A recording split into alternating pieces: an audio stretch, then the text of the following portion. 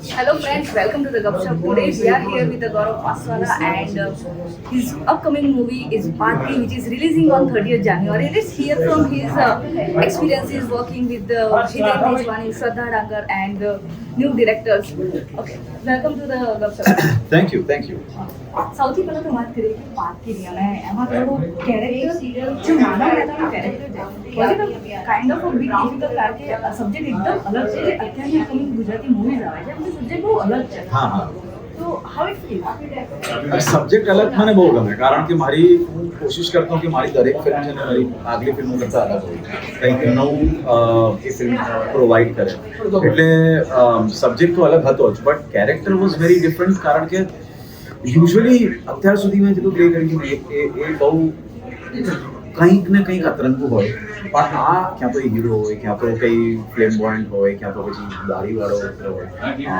પણ આ એકદમ નોર્મલ છોકરો છે એક MNCમાં કામ કરતો અપર મિડલ ક્લાસનો છોકરો અને he is married with his wife Nitya નામ છે શ્રદ્ધા તો એ he is in love with his wife અને એક સારા એક્ઝિક્યુટિવ લેવલ પર છે વેરી વેલ ઇન બિઝનેસ એટલે એકદમ પેલું પિક્ચર પરફેક્ટ લાઈફ કહેવાય ને કે સારો ફ્લેટ છે મારે છે હસબન્ડ એન્ડ વાઇફ સો એટલે આ એની લાઈફ છે તો એ આવું કેરેક્ટર મેં આજ સુધી પ્લે નથી કર્યું કારણ કે કેરેક્ટર નોર્મલ છે પણ એકવાર પિક્ચર ચાલુ થાય ને પછી એની જોડે જે બધી ઘટનાઓ ઘટે છે અને એ કઈ રીતે રિએક્ટ કરે છે કારણ કે અત્યારની લોકો છે ને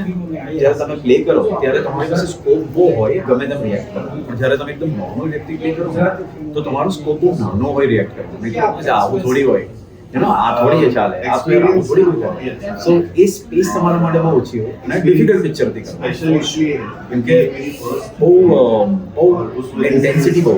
એટલે બહુ એનર્જી જતી અને લાંબા વર્કિંગ આવર્સ એટલે ઇટ વોઝ વેરી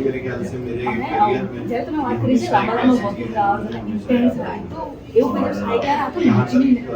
જવાય છે આખા after the day end of the day અને એના પછી જ્યારે બીજા દિવસે ફરી પાછા સાઈડ પર જાવ એ કઈ વસ્તુ છે કે આજે તો બહુ મજા પડી ગઈ શૂટિંગમાં એટલું શું થયું કે આ દિવસ તો યાદ રહી ગયો મેમોરેબલ એ પણ પાર્ટ નહીં મને આઈ થિંક ડર વધારે લાગતો હોય કેમ કે પહેલો બીજો દિવસ હતો ત્યારથી ઇન્ટેન્સિટી એટલી હાઈ હોય ને કે તમે લાંબુ વિચારી જ ના શકો તમારા માટે 23-25 દિવસ છે ને 6 મહિના જેટલા લાંબા લાગે એવરી સિંગલ ડે કેમ કે એટલું બધું હેક્ટિક સ્કેડ્યુલ હોય અને હું દરેક સીનમાં એટલે વચ્ચે ગેપ ના મળે મને જો અડધો કલાક ગેપ મળે તો હું સૂઈ જતો ટુ ગેટ સમ એનર્જી એટલે એમ તમને આર્ટિસ્ટિકલી બહુ મજા પડે કે ભાઈ ધીસ ઇઝ રિયલી ગુડ આજે બહુ સિરિયસ સીન કર્યો આજે બહુ આ કર્યું એટલે artistically you are very happy throughout but as a person you are very tired એટલે દર દિવસે સવારે આવતો ને તો હવે આજનો દિવસ હું પૂરો ફેરી કરીશ કે મારામાં એનર્જી નથી ઊંઘ જ નથી એવું હતું એટલે બે અલગ કોન્ટ્રાડિક્ટરી ઇમોશન્સ અને જ્યારે વાત કરીએ તમારી ફિલ્મની કારણ કે ફિલ્મમાં ઓલરેડી હિતેન તેજવાની સર છે શ્રદ્ધા ડાંગર છે અને બીજા ઘણા બધા છે જેની સાથે તમે સુચિતાબેન છે નિલેશ પરમાર છે મકરંદભાઈ છે કરણ જોશી છે યસ તો સર એમનો કહી શકાય કે કદાચ જો તમારે એમનો એક્સપિરિયન્સ એમની સાથે કામ કરવાનો એક વર્ડમાં ડિસ્ક્રાઇબ કરવો હોય તો શું કરો બધા જોડે યસ બધાનો અલગ ફોર હિતેન તેજવાની પદ સુચિત હા હિતેનભાઈ તો is a sweet heart Hitenbhai એટલે બહુ પેલા લાઇટ રાખે ને માહોલ એમાં છે બહુ મસ્તીખોર છે શ્રદ્ધા ઇઝ ઓલવેઝ પેલું શું કહેવાય as an actor she is very I use the word inquisitive એનું નેચર છે કે વધારે જાણવું આ શું કઈ રીતે કરીએ વેરી ઓપન શ્રદ્ધા પછી કરણ છે કરણ ઇઝ ત્યારે લાલો રિલીઝ નહોતી થઈ જ્યારે અમે શૂટ કરતા હતા ત્યારે એટલે Karan was still a student learning in a way like student of cinema કે લાઈક મને ક્રાફ્ટ બહુ ગમે છે અને બધી નાની નાની વસ્તુ પર અમારી જે વાત હતી એટલે કરણ વોઝ ઓલવેઝ દેટ પેલો હંગ્રી સ્ટુડન્ટ હોય ને કે મારે વધારે જાણવું છે મારે વધારે કરવું છે પછી સુચિતાબેન ઇઝ ફાયર ક્રેકર એટલે એમની એનર્જી બહુ હોય ને બહુ સ્પીડમાં પણ બોલે અમુક વાર બહુ બધી એનર્જી છે સુચિતાબેન પછી is a fire cracker Nilesh Parmar is very soft અને સમજુ નિલેશ હા અને મકરંદભાઈ પોતે જે એડજેક્ટિવ છે કારણ કે is well spoken but very well versed એટલે ક્રાફ્ટ એમને આવડે છે એટલે એ એમના માટે પેલું હા ઠીક છે બરાબર છે હા તો મકરંદભાઈ is well versed yeah okay shoot પરનું કહી શકાય કે લાસ્ટ ડે જ્યારે રેપ અપ થયું હતું ત્યારે હાઉ વોઝ ઇટ કે રિલીફ જ્યારે શૂટ પૂરું થયું ને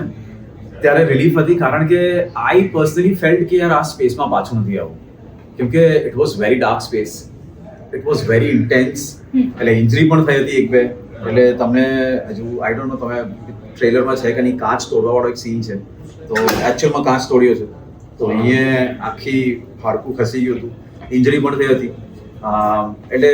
મેન્ટલી અને ફિઝિકલી પણ I push myself to the limit where I haven't yet અને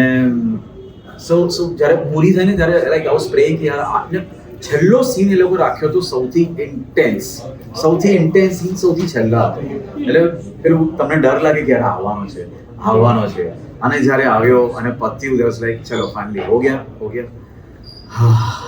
એટલે જે રિલીફ હોય ને કે ચાલ હવે આ સ્પેસમાં મારે પાછું નથી આવવાનું સો યા જ્યારે તમે ઓલરેડી રિલેક્સ થઈ ગયા છો વન વર્ડ પર પાર્કી અને રિલીઝ ક્યારે થાય છે પાર્કી ઇઝ અ ફેબ્યુલસ એન્ટરટેનર અને રિલીઝ થાય છે 30 જાન્યુઆરીએ ઇન ધ સિનેમાસ નિયર યુ તમે ગુજરાતમાં હો મુંબઈમાં હો કે anywhere in the world so you can watch it Go and watch it Parky on 30th January in your near cinemas. Thank you Thank you. Thank you